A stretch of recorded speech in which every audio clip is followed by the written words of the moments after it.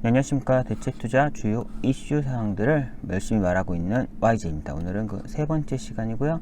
여전히 급격한 금리 인상에 대한 얘기를 하고 있고, 최근 급격한 금리 인상에 이번에는 수혜를 받거나 최소한 손해는 안 보는 대체투자 분야에 대해서 말씀드리겠습니다. 뭐 누가 올라가는 놈이 있으면 내려가는 놈이 있고, 항상 좀 제로섬 같은 상황이 많이 발생하니까요. 말씀드릴 거고, 그렇다 한들 또 얘네가 너무너무 좋냐 하면 또 문제는 있긴 해요. 일단은 어쨌거나 수혜를 받거나 손해를 안 보는 분야도 있다는 걸 한번 말씀드려 보겠습니다. 네. 일단 인플레이션 자체의 제일 문제는, 현재는 기존에 뭐 계속 이런 그래프를 그렸죠. 뭐 수입, 지출, 이거는 금리 포함이죠. 그래서 지금 우리가 계속 이렇게 예를 들어 스테이블하게 오다가 금리 상승기에 수입이 슉 오르면서 다시 이제 금리 이렇게 예를 들어 고금리 기간, 저금리 기간, 변화하는 구간이 이렇게 같이 올라가면 되는데, 이제 색깔을 바뀌게 잠시 포인터를 빨강으로 바꾸면은 이러면 되는데, 지금 아까 앞에서 말했던 이 전 시간에 이슈가 있었던 애들, 장기 외일인 애들은 이게 안 변하는 거죠.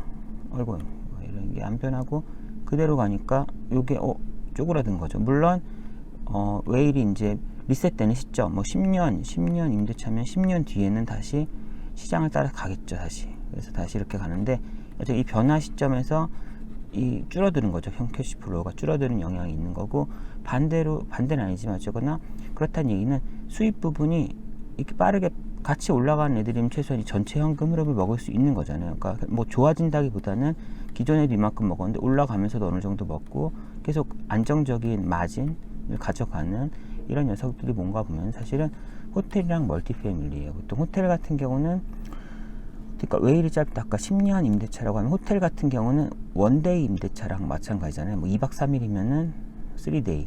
그러니까 결국은 곧장 그러니까 인플레이션에 따른 만약 금리 상승이라고 지금을 생각한다면 호텔 숙박료가 그냥 같이 오르겠죠. 사실은 뭐 1대1로 오른다 이런 건 이런 저도 정확히 모르겠지만, 최소한 현재 같은 상황에서 금리가 오르고 물가가 다 코스트 쪽에서 치고 올라갈 때 받는 매출액도 같이 올라갈 수 있는 곳은 호텔이긴 하죠. 호텔은 지금 짧으니까요. 1일 3일이니까 못 올릴 거 있으면 3일 올려야 되면 3일 뒤에 올리면 되죠. 근데 이제 10년 계약인 애들은 못 올리죠. 10년 1일차쯤에 올릴 수 있겠죠. 아무리 올릴 수 있는 여지가 있더라도. 그렇기 때문에 호텔 같은 경우는 당장 인플레이션을 반영할 수가 있어서 좋은 거고요. 그러니까 좋다라고 할 수 있죠. 요즘 보면은, 그래서 해외 투자자들의 한국 투자, 코리아 투자가 생각보다 호텔이 많더라고요. 근데 제 생각에 호텔은 좀 어려워요. 호텔은 솔직히 저도 이렇게 하면서 호텔 그럼 여기 투자하면 되겠네 말하기에는, 호텔이라는 자산 자체의 리스크가 높아요. 물론 높으니까 높은 수익률을 기대할 수 있는 자산이지만 리스크가 크기 때문에 사실은 원래 투자하기 어려운 상품이에요. 원래 투자하기 어려운 상품인데 최근에 이런 상황에서는 얘는 마이너스를 먹진 않았구나. 딴 놈들은 마이너스를 많이 먹어서 상대적으로 호텔이 좋아질 수도 있다. 그러니까 얘가 더 좋아졌다면 딴 애가 나빠져서 상대적인 위치가 좋아졌다 정도긴 한데, 그래도 여전히 호텔이라는 자산 자체는 하이리스크한 자산이어서 아이고야 너무 좋아요 하고 딱 투자하기에는 어려워요. 그러니까 그걸 극복은 해야겠죠. 그렇다 한들 어쨌거나 이 자산이 좀 상대적으로는 좋아졌어요. 그래서 요즘 같은 시기에서 해외 투자자들은 아마 포트폴리오 개념 하는 것 같아요. 이렇게 해서 아시아가 있으면은 아시아에 대해서 인플레이션 인상이라는 팩터를 실제 인지했으면은 그러면 호텔이나 이런 부분에 몇 % 비중으로 투자를 해야겠다. 그럼 코리아 얼마, 저펜은 이제 쓰기 싫네요. 얼마 투자하면서, 그럼 거기에 인플레이션 관련 자산들을 투자하는 식으로 하다 보니까 호텔도 투자하고 하는데, 그런 위험한 자산을 투자해, 저희 관점에서 한국에서 보기엔. 그런데 글로벌리 포트폴리오를 하다 보니까 한국 안에서만 봤을 때는 위험할 수 있어도 분산했을 때는 어느 정도 인플레이션 상승을 먹을 수 있다고 보고 갈 수 있을 것 같아요. 조금 더 높은 곳, 그런 제가 포트폴리오 관점에서 봤을 때는 개별 리스크는 어느 정도 해지가 될 수가 있으니까요. 근데 단순히 호텔 하나만 떨렁 투자한, 예를 들어 제가 부자가 아니지만 제가 진짜 대박 나서 1,000억을 벌었어요. 그렇다고 1,000억으로 하나의 호텔에 올인하기엔 너무 위험하잖아요.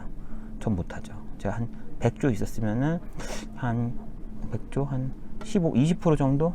20조 정도는 호텔에 투자하는데 그 호텔을 한국에도 하고 미국에도 하고 할 것 같아요. 근데 하지만 전 재산을 한 곳에 몰빵하는 거는 스페시픽 리스크라는 그런 개별 리스크가 있기 때문에 사실은 쉽지는 않은데, 어쨌거나 호텔은 그래도 요즘에 많이 해요. 그러니까 해외 투자들은 좀 대규모 자산을 가지고 있는 애들이 많이 하는 것 같아요. 그래서 호텔이 생각보다 거래가 많이 되고, 멀티 패밀리 같은 경우도 우리나라는 사실은 주택 시장이 다 전세 시장이잖아요. 대부분 월세도 있지만 우리나라는 좀 월세 개념이 쉽지 않아요.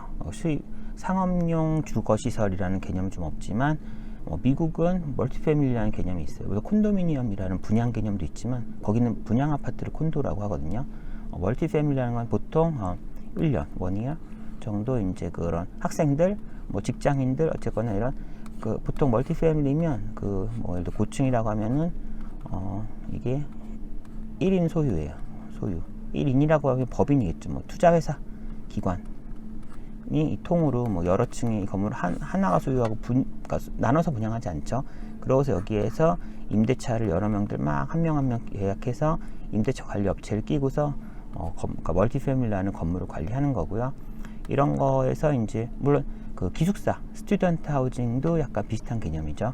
멀티패밀리랑 거의 뭐 비슷해요, 변수가. 그렇기 때문에 주로 1년 단위 계약이기 때문에 재계약 시점에 물가 상승에 대한 걸 반영할 수 있어요. 그래서 늦어도 1년 안에는 물가 상승을 반영할 수 있어서 사실은 좀 투자할 만하다라는 그런 거인 것 같고요. 여기서 추가로 이 둘 다 결국은 호텔은 당장 인플레이션을 반영할 수 있고 멀티패밀리는 늦어도 1년 정도면 반영할 수 있어서 이런 매출 부분이 조금 늦게 올라가더라도 어쨌거나 어느 정도 따라갈 수 있다는 자산인 것 같고요. 또 요즘 시점에서는 또 일시적으로 조금 더 이득을 보는 자산들은 보시면은 포인터를 바꾸면 다시 돌아오면요. 요즘 자산들 중에서는 이렇게 있으면은 지금 멀티패밀리라고 쳐요. 멀티패밀리라고 치면은 수입이 있고 비용이 있는데 금리가 뭐 저금리기 가다가 그러니까 지금 뭐 이렇게 간다고 쳐요. 같이 반영돼서 고금리, 저금리 시기, 요즘 변동 시기. 근데 이렇게 먹을 것 같은데 이 시점에 재수 좋게 투자할 때 5년 대출을 대출은 보통 미리 확정하잖아요. 그럼 대출을 미리 금리를 고정해 놨어요. 5년짜리 대출을 재수 좋게 이 시기에 고정했으면은 사실은 나중에 금리는 이때 올라가겠죠. 그럼 또다시 빨간색으로 갈까요? 가면은 결국은 이 자산들은 여기서 어떻게 보면 반대로 여기서 비용을 고정해 놨어요. 그러면은 금리를 이 금리로 해놨다고 쳐요. 하는 자산들이 있어요. 근데 이 자산을 하면은 결국은 이만큼의 마진을 먹겠죠. 이만큼을. 그렇죠? 투자 시점에 금리는 저금리 시점으로 뭐 중금리든 고정해 놨는데 매출은 인플레이션 따라 올라가요. 그러면 현금률이 왕창 올라가서 대박이 나겠지만 물론 금리가 리셋되는 시점에 5년 시점에 다시 돌아오긴 하겠죠. 그래서 이런 자산들은 매출이 늦게 올라가서 마이너스를 먹는 자산 대비 오히려 코스트가 늦게 올라가서 훨씬 많이 먹는 자산도 있어요. 그래서 호텔이나 멀티패밀리 중에서도 그러니까 매출은 따라 올라간 자산 중에서 미리 중장기 담보대출 금리를 확정해 놓은 자산들은 해당 시기만큼 현금으로 엄청 늘어나서 장점이 돼요. 근데 문제점은 이렇게 일시적인 장점인데 이거를 원래 이런 줄 알고 이게 지금 뭐 이 시점쯤에 투자하시는 분들이 이 많은 현금 흐름이 일반 상황인 줄 알고 가격을 매기고 사면은 요 시점 가서 망하겠죠. 큰일 났다. 지금은 그냥 금리 변동기에 일시적으로 생각보다 어떻게 보면 포지션을 잘 잡아서 생각 이상 현금으로 더 먹었다라고 생각을 하고서 그걸 감안하고 하지만 나중에 다시 원상복귀 된다는 생각을 하고서 투자를 해야지 요 대박 현금 흐름을 보고서 이게 평상시에 있냐 하면은 이제 아마 나중에 눈물을 흘릴 수 있죠. 어쨌거나 이 시점에서 지금 투자한 사람들은 일시적이라도 어쨌거나 평균 이상의 현금 흐름을 많이 먹고 다시 평균으로 돌아가니까 뭐 괜찮죠. 뭐 이런 자산들은 결국은 둘을 코스트를 미리 고정해 놓은 녀석의 경우가 그럴 수가 있어요. 그리고 물가연도 인프라스트럭처는 뭐 디테일을 쓰기는 그렇고 회사 거 내용을 이런 거 막 대놓고 쓰면은 컴플라이언스 이슈가 있거든요. 그래서 제너럴한 내용이나 인터넷에서 볼 수 있는 일반적인 사항을 해야 돼요. 그래서 디테일함은 할 수 없고 일부가 인프라스트럭처 중에서도 보시면은 제가 했던 거 그냥 구조 자체는 예를 들어서 뭐 한 10% 수익률을 보장해주는 자산이 있어요. 10% 수익률을 보장하는데 10% 수익률이면 그냥 이렇게 뭐 15년 할까요?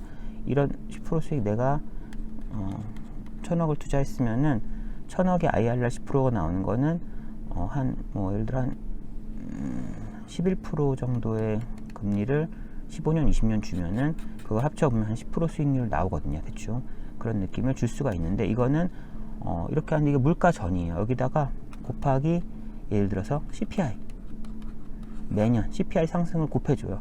그런 자산들이 있어요. 그렇다면 결국 실질 수입은 CPI 상승이 올라가겠죠. 올라가다가 요즘 같은 인플레 상승 구간에서는 이렇게 올라가겠죠. 다시 이렇게 돼서 이 수입을 보장하니까 코스트는 없어요. 코스트는 패스스루를 다 내줘요. 패스스루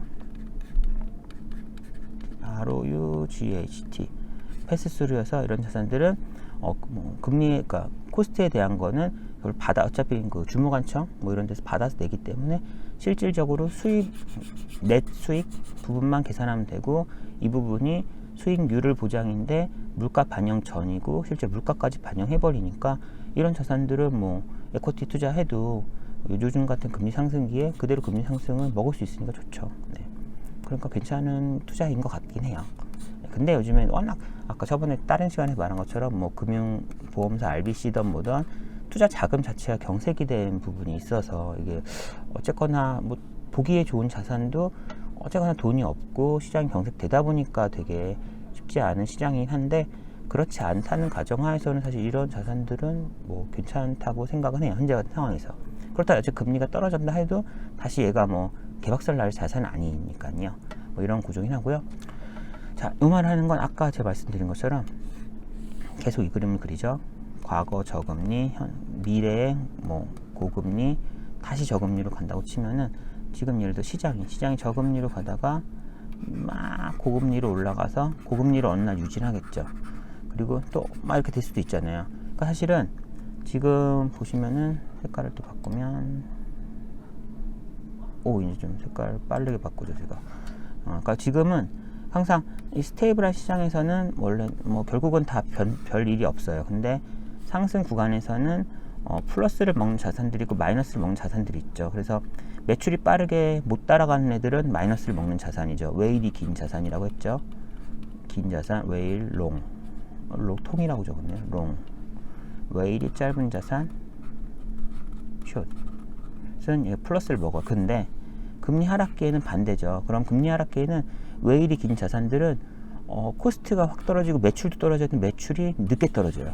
얘네들이 여기서는 플러스 자산인 거예요. 얘네들이 웨일이 짧은 자산들은 그러니까 금리 떨어지고 뭐 예를 들어 인플레이션 내려갔을 때 매출도 같이 빠르게 줄어들어요. 그럼 또 별로죠. 근데 또 여기서 이 시점에서 5년짜리 대출 받아놓으면 금리는 늦게 떨어지는데 매출은 미친 떨어지면 또 웨일 짧은 자산은 여기서 개박살 나겠죠. 물론 이 구간은 예측할 수는 없지만 어떻게 보면은 금리가 낮던 높던 그게 유지될 때는 뭐 각각 자산들이 자기의 특성 그대로 수익이 나고요. 하지만 금리 변화 구간, 올라가는 구간이나 내려가는 구간에는 매출과 코스트, 비용의 각각의 어떻게 보면은 그 길이에 따라서 매출이 긴 놈들은 매출 기간이 긴 놈들은 올라갈 때 그게 매출이 빨리 못 따라가고 코스트는 빨리 올라가니까 손해를 많이 보지만 내려가는 구간에서는 또 매출이 늦게 떨어지고 코스트는 빨리 떨어지니까 또 이익을 보는 그런 거기 때문에 지금 이런 시점에서는 이 변동기는 길진 않잖아요. 변동이 되고 나서 다시 또 고금리가 유지가 되는 시점이 오면은 사실은 이런 누가 좋고 나쁘고는 또 다시 이때는 없어지고 또 다시 내려갈 때는 지금 생각했던 좋고 나쁘고 반대로 가기 때문에 뭐가 절대적으로 뭐가 유리하다 나쁘다 이런 생각은 하시면 안 되고 그냥 상황에 따라서 지금 이런 중단기적, 뭐 중기적, 단기적 이슈인 거예요. 뭐가 이득이건 말건 한 거는 현재 상황에서 그런 거고 다시 또 안정화되면 다시 그게 없어지고 또 내려가면 정반대의 일이 터지기 때문에 항상 머릿속에서는 이렇다 저렇다 보다 이러한 조건 하에서 얘가 요렇다 근데 이 조건은 나중에 바뀔 수 있어 라는 생각을 항상 하시면서 이거 가야지. 뭐 절대적인 개념으로 가시면은 안 돼요. 안 돼요. 돈 잃으면 안 되잖아요. 그렇기 때문에 일단 요즘에 얘기했던 금리 상승 관련 이슈는 아마 이 정도로 좀 끝나도록 하겠습니다. 네, 수고 많으셨고요. 다음에 다른 얘기로 또 뵐 수 있으면 좋겠습니다. 네, 안녕.